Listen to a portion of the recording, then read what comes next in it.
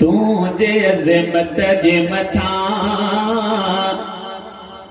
घोर घर बार कया मुझा मिठा मोहम्मद। अब हुजूर दीवाना हथ मथे करी वडी आवाज सां चओ सुभान अल्लाह। तुझे अज़मत जे मथा घोर घर बार कया ऐं नबूवत जे मथा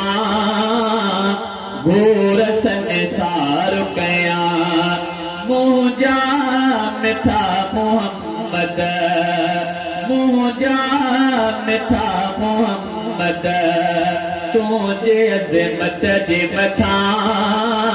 घोर घर बार कया ऐं नबूवत जे मथा घोर संसार कया गुनहगार आहियो डिंगा आहियो ॾाढा किना को जहिड़ा ऐं सफ़ा आहियूं सादा मगर वचन आहिनि अव्हां सां वफ़ा जा तुझे दुश्मन जे मथा हिकु न सवार कया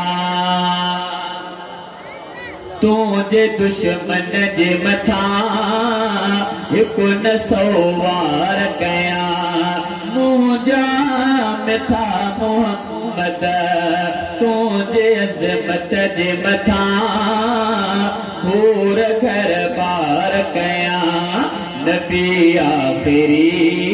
रब अव्हां खे कयो खुदा दीन कामिल अव्हां ते कयो ऐं क़ुर्आन ऐलान वाज़िह कयो सोहणो ऐलान ॿुधी मां थो इक़रार कया मुझा मिठा मोहम्मद। तुझे अज़मत जे मथा घोर घर बार कया किननि कादियानिन जॾहिं कर खयो त उनखे जियालनि वॾो धको हयो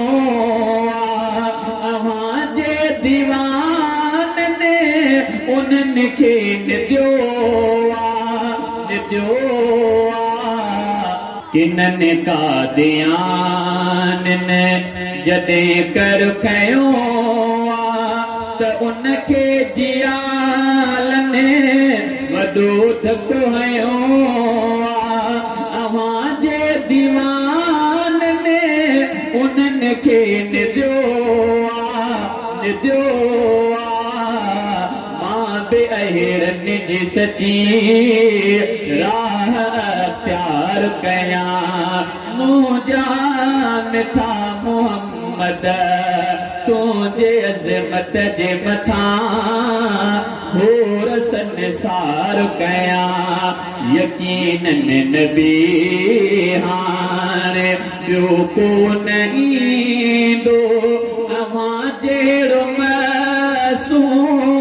ॿियो को न थींदो वचन वा अव्हां सां न दुश्मन खटींदो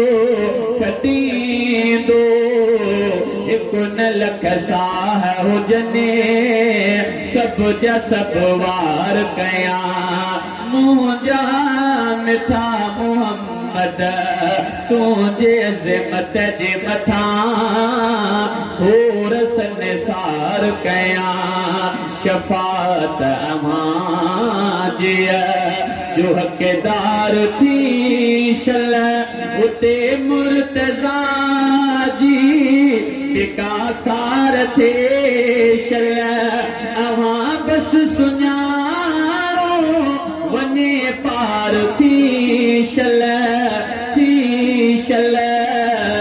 थकत देवी दलही शाल दीदार कया। थकत देवी दलही